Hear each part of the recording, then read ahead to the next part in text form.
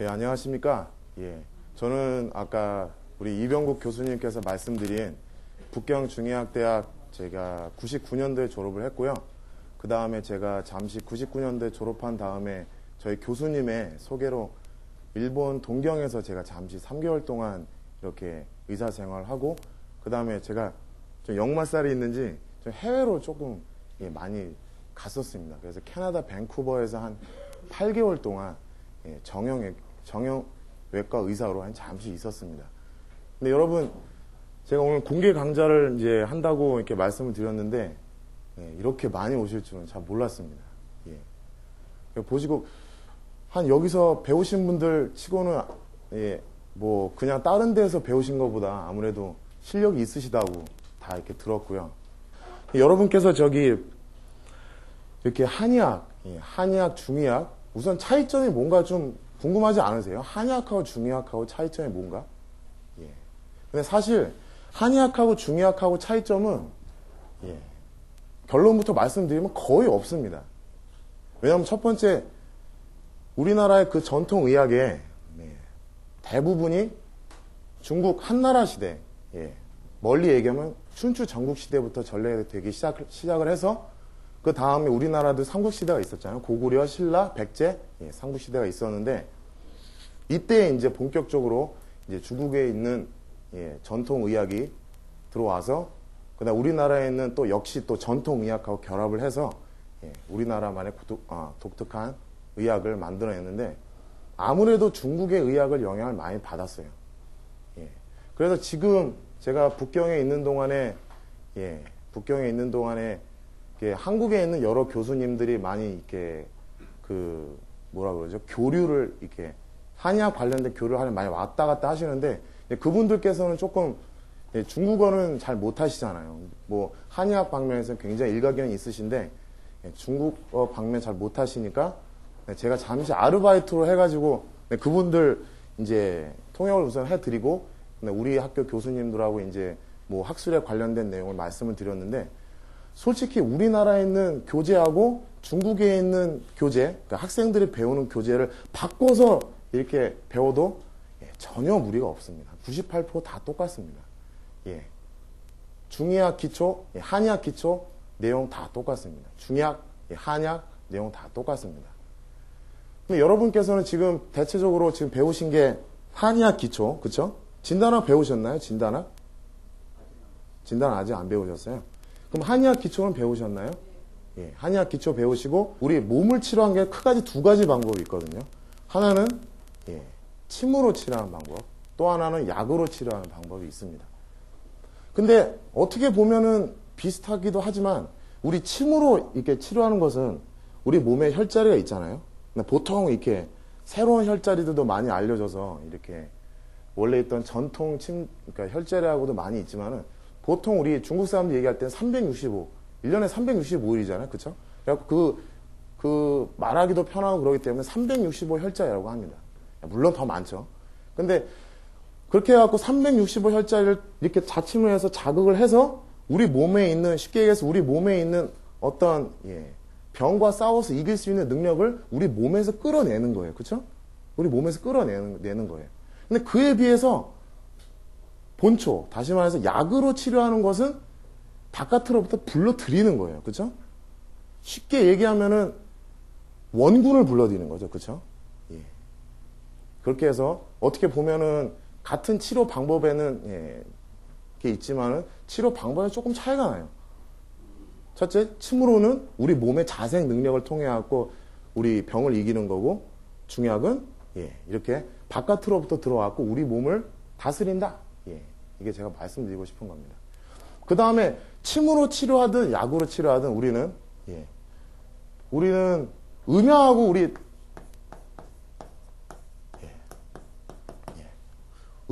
서로 떠날 수가 없죠. 그쵸? 음하고 양하고요. 여러분, 한의학 기초에서도 배우셨다시피, 우리 음의 성질은 뭡니까? 음의 성질. 음의 성질, 예를 들어서, 그렇죠? 차가운 성질, 아니면 좀 여성스럽고요. 그쵸? 어둡고, 그 다음에 눈에 보이고요. 그 다음에 딱딱한 성질을 우리는 음의 성질이라고 합니다. 그에 비해서 양의 성질은 밝고 남성스럽고 힘이 넘치고 정신적인 거, 이런 것도 양의 성질이라고 하죠. 똑같이 침으로 치료를 하나 약으로 치료를 하나 우리 음양 오행 학설에서는 벗어날 수가 없습니다. 특히 이제 약으로 이제 강의를 하시다, 제가 약을 이렇게 여러분께서 배우시다 보면 왜 음양 오행이 더 필요하다는 것을 아마 이해하시게 될 겁니다. 우리 약에서도 성질이 있죠? 뜨거운 성질의 약, 차가운 성질의 약, 따뜻한 성질의 약, 약간 시원한 성질의 약, 이렇게 있습니다. 우리 차가울 한자죠, 그렇죠? 차가울 한자. 시원하다는 뜻입니다. 시원하다. 양. 이거하고 굉장히 비슷한 성질을 띄어요. 그 다음에 뜨거울 열자. 그 다음에 따뜻할 온자. 성질이 굉장히 비슷하게 쓰입니다. 제가 말씀드렸다시피 음하고 양이 이렇게 나눠지는데, 우선 여러분도 아시다시피 병에 따라 갖고 약을 처방하고 병에 따라 갖고 우리 혈자리를 선택해야 되는 거 아닌가요? 그렇죠? 그러면 음과 양은 이렇게 여러분도 알다시피 대립된 성질을 띠고 있잖아요. 대립된 성질. 근데 대립되는 성질 이외에도 서로가 서로의 상호작용을 한다는 거, 서로가 서로의 근본을 삼는다는 것도 여러분 아시지 않습니까? 그렇죠? 음과 양은 서로 대립되는 성질도 띠지만은 서로 도와주고 상호 보완을 해주고, 그렇기 때문에 우리 이러한 평형이 동적인 평형이지 정적인 평형이 아니잖아요. 처음부터 끝까지 계속 정적인 평형이 아니라 동적인 평형을 이룬다. 그 우리가 여러분께서 중약을 배우시다 보면 약 종류가 굉장히 많습니다. 최소한 여러분께서 중약을 아시기 위해서는 잘 쓰는 약은 100가지가 안 되지만 조금 여러분께서 욕심을 내시고 싶으시면 한 300가지 약 정도는 아셔야지만 조금 자부심을 가지고 행동할 수 있을 거라고 저는 생각을 합니다. 그 약에서 있어서 우리가 약에 있어서는 우선적으로 병이 딱 들어오잖아요. 우리가 병이 들어올 때는 어디로 통해 들어올까요? 병이 들어올 때는 그렇죠. 기표를 통해 들어오죠. 기표로 통해 들어오거나 코로 통해 들어오거나 입으로 통해 들어오거나, 다시 말해서 우리 몸의 겉표면으로부터 들어온 거지 않습니까? 그렇죠? 바로 이렇게 기표로부터 들어오는 약, 기표로부터 들어오는 병에서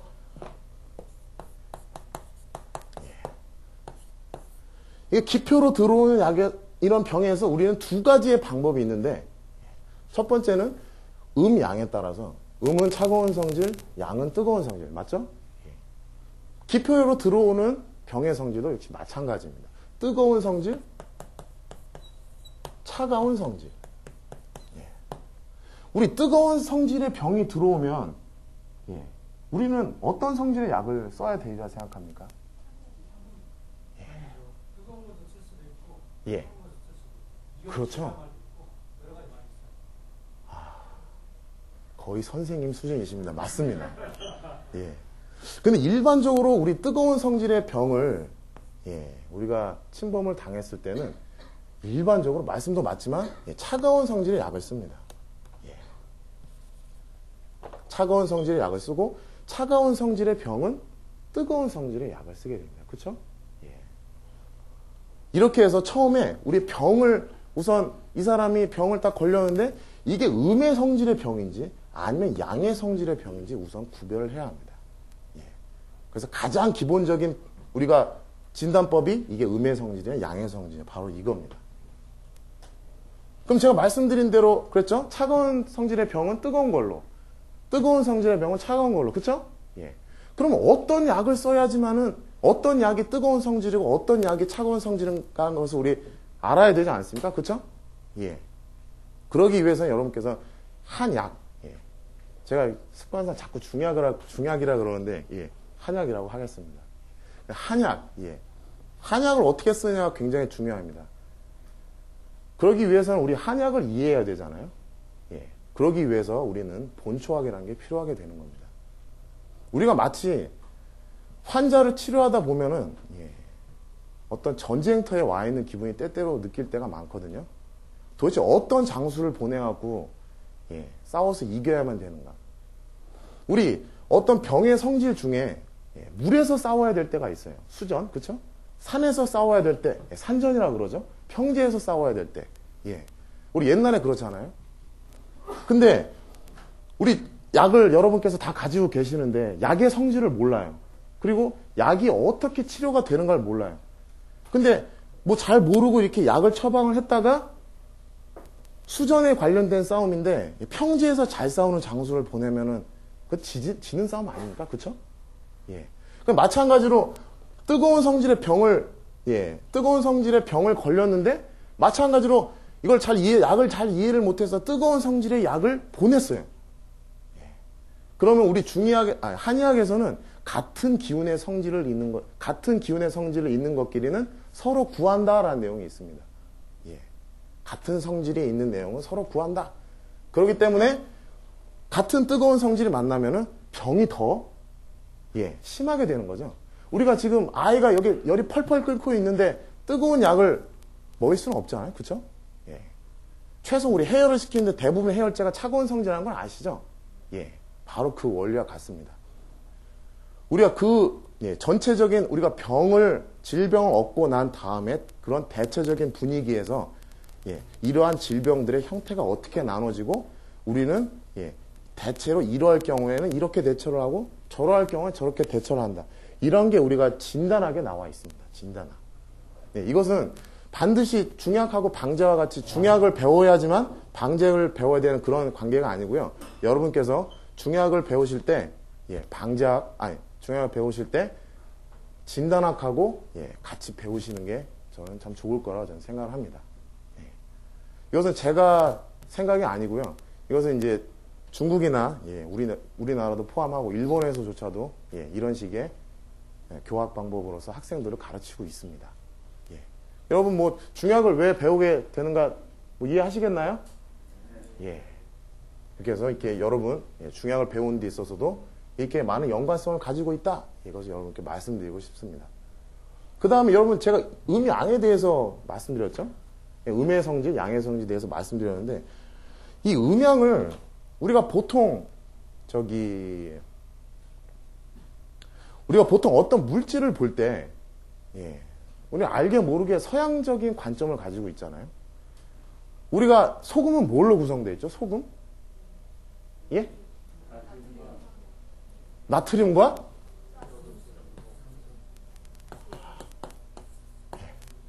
맞나요? 저 쓴 거요? 벌써 여러분 보시기에 머릿속에도 벌써 서양적인 사고가 우리 들어와 있잖아요. 소금은 NaCl. 예? 뭐 제가 잘못한 줄 알았습니다. 예. 이런 식으로 NaCl과 같이 우리 화학적인 원리에 의해서 물질이 구성된다라고 우리가 이렇게 생각하잖아요. 뭐 그렇다고 해서 제가 말씀드릴 수는 없지만 우리가 지금 배운 게 그 국어 물리, 화학, 영어도 물론 배우지만요. 수학, 이런 것들이 대부분 이제 서양 쪽으로 이렇게 그런 문화들이 들어와서 우리가 이렇게 배우고 또 우리의 사고에 딱 자리를 잡아갖고 소금하면 떠오르는 게 음과 양으로 구성되어 있다가 아니라 벌써 NaCl이 딱 나옵니다. 그쵸? 예. 우리 비누는 뭘로 구성되어 있죠? 비누? 비누 어떻게 구성되어 있죠? 저도 모릅니다. 어떤 화학적으로 구성되어 있을 것 같습니다. 근데 우리 동양의 관점에서 보면 음과 양으로 구성되어 있다고 합니다. 음과 양. 재밌지 않습니까? 물도 음과 양, 소금도 음과 양, 하다못해 이런 마이크도 음과 양. 그러면 굳이 이런 걸 배우지 않아도 말은 다 할 수 있을 것 같아요. 그죠? 음과 양으로 구성되어 있다. 그렇지만 같은 양이라고 하도, 혹은 같은 음이라고 해도, 그들이 갖고 있는 성질은 다릅니다. 제가 말씀드렸듯이 양이 반드시 밝다른 성질로만 가지는 거 아니잖아요? 예를 들어서 남성스러운 거, 그 다음에 정신적인 거, 보이지 않는 거, 그리고 기의 움직임 같은 거는 다 양으로 포함하듯이, 그런 것을 다 대표해서 우리 양이란 말을 쓰고 있습니다. 우리는 보통 이렇게 여러분이 화학적인 기호로서 이렇게 머리에 들어가 있지만, 우리 동양에서 이런 전통적인 관점에서 보면 이 세상의 물질을 구성하고 있는 성분은 5가지를 봅니다. 오행이라고 그러죠. 목, 화, 그다음에 뭐죠? 예, 금, 그쵸? 예, 목화, 토, 금수. 이게 이 우리 세상을 구성하고 있는 5가지 물질의 원소입니다. 예. 벌써부터 거부감 들지 않습니까? 도대체 뭐 오해 NaCl 설명하기 편하죠? 예. 좀 머리는 복잡하게 해도 객관적인 사실에 근거하기 때문에 예. 뭐 편하긴 하지만 목화, 토, 금수로 구성되어 있다. 예. 그럼 우선 목은 어떤 성질을 갖고 있습니까? 목은 목, 예, 딱딱하고요. 그 다음에요? 성장, 예. 대체로 맞습니다. 딱딱하고 성장의 그런 개념을 갖고 있다. 여러분, 목이라는 게, 예, 나무 목자잖아요? 그쵸? 나무를 한번 보시면은, 나무가 우리 위로 이렇게 뻗어가면서 자라잖아요? 그쵸? 예. 그래서 우리는,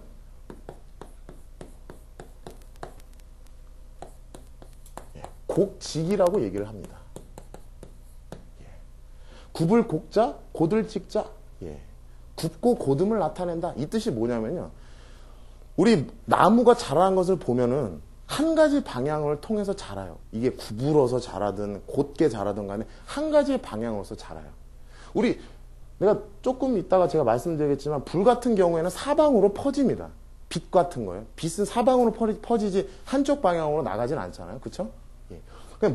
나무 같은 성질은 한 가지, 즉 위로 자라는 성질이 있습니다. 그래서 나뭇가지가 이렇게 나무대가 이렇게 되잖아요. 나뭇가지가요. 얘를 이렇게 눕혀갖고 나무가 이렇게 쓰러지면요. 그럼 이렇게 자라야 되잖아요. 그게 아니라 이렇게 해서 위로 자랍니다. 이렇게 해서 위로 자라요. 그래서 나무 목자는 위로 자라는 성질이 있다. 예. 끊임없이 자라는 성질이 있어요. 그럼 사람하고 비교해 볼 때 앞으로 나아가고 뒤를 돌아볼 줄 모르고 앞으로 이렇게 계속 나아가는 것. 우리 어린이 같은 경우하고 굉장히 흡사하지 않습니까? 어린이요? 앞으로 나아가고 뒤를 안 돌아보죠? 예. 엄마 내 생일 며칠 남았어? 예. 학교 가려면 언제 정도 남았어요? 예. 이런 식으로 뒤를 돌아보고 계속 앞으로 향하고 있죠? 걔네들의 정신을 보면. 목기운하고 똑같습니다. 예. 물론, 본초에서도 목과 같은 성질을 갖고 있는 게 있습니다. 그쵸? 당연히 목화 토금수 같은 경우에는 우리 물질을 구성하고 있는 성분인데, 예. 목과 같은 경우, 말씀드리자면 어린이와 같은 그런 성분을 갖고 있다. 예. 그 다음에 불화자. 제가 말씀드렸다시피 불도 역시 발산의 작용이 있습니다. 발산의 작용. 발산의 작용이 있는데 나무와는 다르게 방향이 없습니다. 그리고 여러분 불을 자세히 보시다 보면 이게 성냥 이렇게 싹 긋다가 이렇게 불이 확 나잖아요. 그러다 보다가 맨 밑에 조금 빨리 확 잡을 것 같으면 불 꺼지죠. 손 안 뜨겁잖아요. 예. 그 경우와 똑같이 불화자는 뿌리가 없습니다. 뿌리가 없습니다. 거의 청년기에 해당이 되는 시기라고 할 수 있습니다. 불화자. 예. 우리 한 18 청소년기에 접어들게 되면은 똑같이 우리 어린이와 같이 앞뒤 안 돌아보죠. 집도 나가고 뭐 사랑을 위해서 뭐 별거 다 하고 막 그러지 않습니까? 예. 똑같이 돌아보지 않습니다. 그 다음에 이런 불의 성질은 이런 거 이외에도 여러분이 여기 계신 뭐라고 불러야 할지 모르겠지만 어머님들 이렇게 구애를 딱 받을 때 불 같은 사랑을 그대에게 이런 말 하잖아요. 그쵸? 이게 또 사랑의 의미를 갖고 있기 때문에 불 같은 사랑을 그대에게라고 하지 물 같은 사랑을 그대에게 이런 말 안 하잖아요. 또 불은 애정을 갖고 있습니다. 애정. 그 다음에 토. 쉽게 얘기해서 흑토자. 우리 여러분 대지를 볼 것 같으면 대지가 만물을 아우르고 있잖아요. 쓰레기도 있고 쓸만한 것도 있고 별의별 거 다 있지 않습니까? 토는 그 성격만큼이나 알기 참 어려운 성질 중에 하나입니다. 토. 이 토 같은 성질, 이 토 같은 성질의 사람 보면은 참 느립니다. 이것은 좀 약간 말씀드리면은 좀 명리학하고도 관련된 내용이 많은데 이 토 같은 성질, 도대체 무슨 생각을 하고 있는지 잘 모를 때가 되게 많습니다. 그 다음에 금 한번 볼까요? 금. 금. 금 정도 되면은 우리 계절로 따지면은 가을의 계절하고 우리 서로 통하거든요. 가을. 예. 우리 가을이 될 것 같으면은 첫 번째로 수확을 한다든가, 예. 어떤 곡식을 거둬들이는 어떤 결실의 계절이지 않습니까? 그쵸? 결실의 계절. 근데 그런데도 불구하고, 예. 이 금의 기운은 살기의 기운을 갖고 있어요. 예. 죽이는 기운을 갖고 있어요. 왜냐면은 가을이 되면 살릴 것은 살리고 죽일 것은 죽이는, 예. 그런 기운을 갖고 있기 때문에 예. 금살이라고도 얘기를 합니다. 다시 말해서 금 기운이 강한 경우, 이제 인생에서 중년이 조금 넘으셔서 어느 정도 사회생활도 아시고, 아니면은 여러 가지 경험이 많아지셔서, 예, 이를 어떻게 처리해야 될까 굉장히 알 때, 예, 금하고 수의 그런 기회, 그런 시기에 해당되지 않는가, 예, 이렇게 생각이 됩니다. 그 다음에 수, 예, 수. 이 색깔로 오행은 이렇게 목화 토금수 이외에도 또 계절하고도 우리 연결이 되잖아요. 목은 어떤 계절하고 연관이 되죠? 봄이죠, 그렇죠? 예. 화는요? 여름. 예. 토는 아십니까? 토 어떤 계절인가? 중간 계절이 뭐예요? 여름도 아니고 가을도 아니고요. 예. 환절기. 예. 환절기라는 뜻이 아마 제일 적당할 것 같습니다. 우리 계절 사이에 변하는 그런 때가 있잖아요. 감기 막 무지 잘 걸리고 막 기침하면 그때 토의 기운이 예, 나타나는 시기입니다. 근데 금은 예, 어떤 계절이죠? 가을이죠. 예. 물은 겨울이죠. 이 똑같이 이 오행에서는 목화 토금수 예, 이거 이외에도 날씨가 또 포함이 되고 또 색깔도 포함이 되잖아요. 색깔? 예. 목의 색깔은 뭐죠? 청색이죠. 예. 화의 색깔은 예, 붉은색. 토의 색깔은 예, 황색. 예. 금의 색깔은 백색이죠. 예. 물의 색깔은 예, 검은색이죠. 예. 여러분 물 보시다 보면은 해저 깊은데 보시면은 해저 색깔이 무슨 색입니까? 검은색이죠. 예. 똑같이 검은색이기 때문에 예, 이 물과 같은 사람 속을 알 수가 없는 사람이 참 많다고 합니다. 중약도 비교하면은 목의 성질의 약, 화의 성질의 약, 토의 성질의 약, 금의 성질의 약, 물의 성질의 약 이것을 갖고 있는데 우리가 여러분께서 이제 한의학을 기초를 배우셨기 때문에 우리 상극관계 아시잖아요. 상극관계. 목은 뭘 극하죠? 목극토죠, 그렇죠? 목극토. 그렇잖아요? 예. 그럼 금은 뭐를 이기죠? 징커투. 아니, 금극목이요? 예. 금극목. 맞습니다. 똑같이 우리는 약을 처방을 할 때도 예. 약간 목의 성질을 띤 우리 병. 예를 들어서 목의 성질을 띄었다. 예, 봄하고의 기운이 예, 서로 상합된다고 할 수 있고 봄화의 기운. 예를 들어서 우리가 맨 처음에 질병을 딱 받았을 때 말씀드린 대로 저 기표에서 우리가 먼저 몸을 병을 받아들이잖아요. 그렇죠? 그럴 때 갓 이렇게 생겼을 때 우리는 금의 약을 갖고 처방을 하면은 예, 우리는 쉽게 낫을 수가 있습니다. 그 다음에 예, 기표에서 병이 딱 들어왔어요. 기표에 딱 병이 들어왔는데 얘들을 어떻게 물리칠 것인가?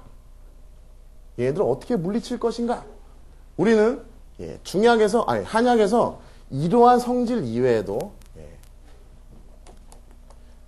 제가 말씀드린 찰 한자, 시원할 양자, 아까 제가 더울 열자, 그 다음 따뜻한 원자 갖고 비교했잖아요. 제가 지워서 제가 죄송한데요. 예, 이게 사기라고 합니다. 사기. 4가지 기운. 사기라고 합니다. 그러면 우리가 약을 쓸 때 또 사기 이외에 5가지 맛이라고 또 기본적인 맛이 있어요. 우리 오행에서도 또 5가지 맛이 있잖아요. 목에 해당되는 맛이 뭐죠? 목에 해당되는 맛? 신맛. 예. 화에 해당되는 맛? 매운맛입니까? 쓴맛이죠? 예. 이거 참 헷갈리기 쉬운 맛입니다. 이거 불의 맛. 예. 그 다음에 단맛. 예. 금의 맛은요? 쓴맛입니까? 매운맛이죠? 예. 여러분, 우리 사람 한번 때리고 싶을 때 매운맛 좀 봐라 그러죠? 그쵸? 예. 금의 기운, 살기 서로 통합니다. 살기. 그 다음에 물의 맛은? 짠맛. 그렇습니다. 짠맛.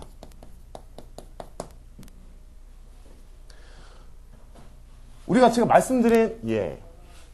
차갑고 시원하고, 그 다음에 따뜻하고, 덥고, 이러한 것들 대부분은, 예.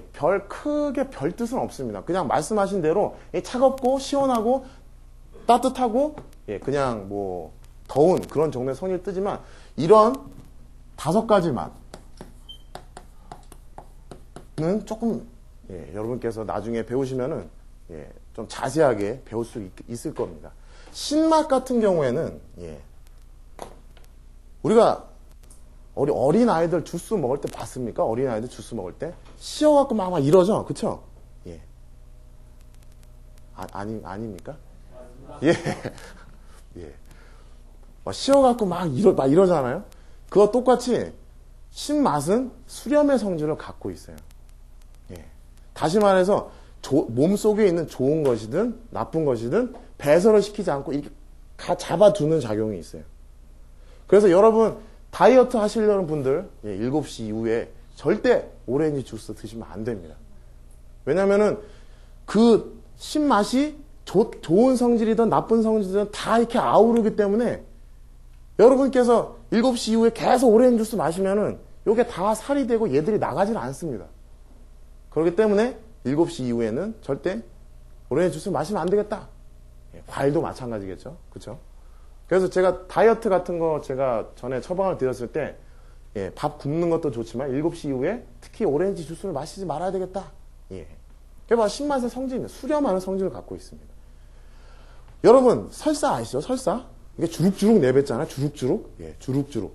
예외는 있습니다. 이질 같은 경우에는 그런 균 같은 것을 배설하기 때문에 신맛을 쓰면 안 되겠죠? 왜냐하면 균은 내보내야 되는데 오히려 가둬두고 있으면 몸에 독이 되는 거잖아요. 그럴 경우에 예외지만 일반적으로 속이 차갑고 나가는 이런 설사 같은 경우에는 신맛을 쓴 약을 처방합니다. 여러분 잘 아시는 오미자 같은 거. 지사의 작용이 있습니다. 신맛. 예? 죄송하지만 제가 예, 말씀하세요. 예. 오미자 같은 것은 신맛만 얘기하는데 5가지 맛을 내는지 알고 있는데. 예. 오미자 같은 경우에 한 가지 모든 약이든 한 가지의 맛만 갖고 있는 약은 하나도 없습니다. 다 복합된 맛을 갖고 있습니다. 우리 감초만 보더라도 단맛만 나니까 아닙니다. 단맛만 나지 않고요. 아까 말씀했다시피 오미자 같은 것도 신맛 이외에 다른 맛을 갖고 있습니다. 예. 그렇기 때문에 오미자의 기능이 신맛을 나타내는 지사의 작용만 하는 것이 아니라 예를 들어서 그 땀을 막아주는 지한이라고 그러나요? 지한 작용을 또 해줍니다. 근데 그것은 다 신맛하고 연관이 있어요. 왜냐하면 몸에 있는 좋은 것이든 나쁜 것이든 다 나가지 못하게 딱 가두기 때문에 우리 밤에 이렇게 땀을 흘리고 낮에 일어나 보면 아무렇지도 않은 도한이라는 게 있죠. 그렇죠? 그런 것에 쓸 때 우리는 오미자를 처방을 합니다. 약은 한 가지 맛만 갖고 있는 약은 하나도 없습니다. 그 다음에 쓴맛. 쓴맛은 어떤 성질을 갖고 있느냐, 쓴맛. 쓴맛은, 우리 몸에 어떤 것을 아래로 내리는 작용을 갖고 있습니다. 쓸 고자, 아래로 내려갈 강자입니다. 고강의 성질을 갖고 있습니다. 아래를 내리는 성질을 갖고, 다시 말해서, 우리가 예를 들어서, 어떤, 어혈이라든가 어떤 뭉치는 게 있을 때, 우리가 전통적인 방법으로 3가지가 있잖아요. 토하게 시키든지, 아니면 땀을 내게 하든지, 그 또 한 가지 뭐가 방법 있죠? 그렇죠. 설사죠. 그 방법 중 하나가 쓴맛을 통한 방법입니다.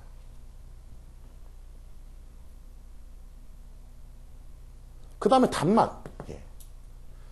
단맛의 성질의 양을 띠고 있는 것은 대체적으로 보면 보하는 작용이 많습니다. 보하는 작용. 예. 여러분 인삼에서 쓴맛만 납니까? 아니죠. 단맛도 나죠. 예.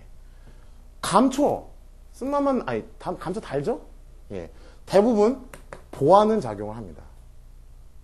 우리 저기 장상 여러분 배우셨죠? 장상? 그러니까 오장육부라 그러잖아요. 오장육부. 예. 이것은 보한다. 일단 보한다 그러면 폐를 보하거나, 예. 그 다음에 비장을 보하거나, 예. 그 다음 신장을 보하거나. 대체로 이렇게 세 가지의 분류로 나눠집니다. 세 가지의 분류. 단맛 같은 경우에 특히 보하는 작용이 강한 게 첫 번째고, 두 번째는 약의 독성을 중화시켜주는 작용이 있습니다. 감초가 여러분 약방의 감초를 많이 쓰지 않습니까? 약방의 감초 어든 처방에는 감초가 들어가죠. 예. 이게 환자들한테 그러니까 쓴맛을 싫어하는 사람한테 잘 다르게 하라고 약을 먹이는 게 아니라 우리 한약에도 독소가 있습니다. 독소가 없는 거 아니에요. 그런 독소를 중화시켜주는 작용도 합니다. 단맛이. 예. 그 다음에 매운맛. 매운맛 한번 볼까요? 매운맛. 예. 매운맛에 우리 생강 있죠? 생강. 예, 생강 약으로 쓰는데, 생강, 돼지 이런 것들. 매운맛을 쓰고 있잖아요. 바로 제가 말씀드린 우리가 병의 기표에서 침입을 했을 때, 기표에 머물러 있는 상태에서 우리는 매운맛의 약을 처방을 합니다. 예. 그래야지만은 매운맛을 통해서 땀으로 나왔고, 땀이 기표에서 나온 거잖아요. 그쵸? 예. 그렇게 해가지고 우리는 병의 기운을 몰아낼 수가 있는 겁니다. 매운맛. 생강, 게지, 예, 이런 것들. 매운맛. 짠맛, 예. 짠맛. 어머님들, 이거 배추, 김장철 다가오면 소금으로 배추 절이잖아요? 흐물흐물해지죠? 흐물흐물. 몸속에 변비 많아갖고 딱딱하게 굳어진 변. 예. 이러한 것, 짠맛의 성질의 약을 갖고 다스립니다. 배추같이 흐물흐물해지라고. 예. 상상해 가십니까? 예. 우리가 이렇듯 약을 하던, 침을 하던 음양오행학설에서는 절대로 벗어날 수가 없습니다. 신맛의 성질 때는, 아까 제가 말씀드렸다시피 약은 최소한 2가지 이상의 맛을 갖고 있습니다. 그렇기 때문에 약은 한 가지의 기능만 나타내는 게 아니라 여러 가지의 기능을 갖고 있게 되는 겁니다. 예.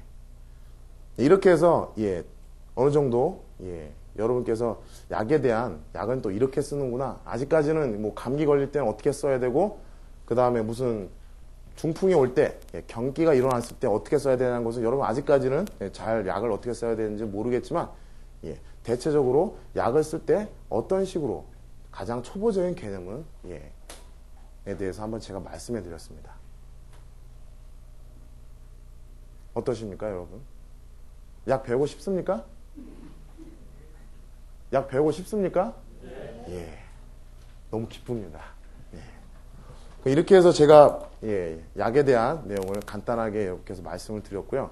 그리고 제가 이렇게 제 경험이라고 말하기엔 제가 조금, 예, 그렇고요. 제가 중국에 있을 때 어떤 교수분이든 아니면 어떤 명의든 그분들은 다 밟아오신 단계는 크게 다르지가 않습니다. 맨 처음에 한의학 기초를 배우시고 그 다음에, 예, 진단학, 그 다음에 이러한 것들 하고 중약하고 서로 병행을 해갖고 여러분께서 기초를 다져주시면은 아주 큰 성과가 있으리라고 저도 많이 봤고, 예, 이것이 정통의 방법이 아닌가 합니다. 예. 그러니까 여러분께 마지막으로 당부의 말씀을 드리면서, 예, 오늘 간단하게 한약에 대해서 제가 말씀을 드렸습니다. 예, 그럼 이만 강의 마치겠습니다.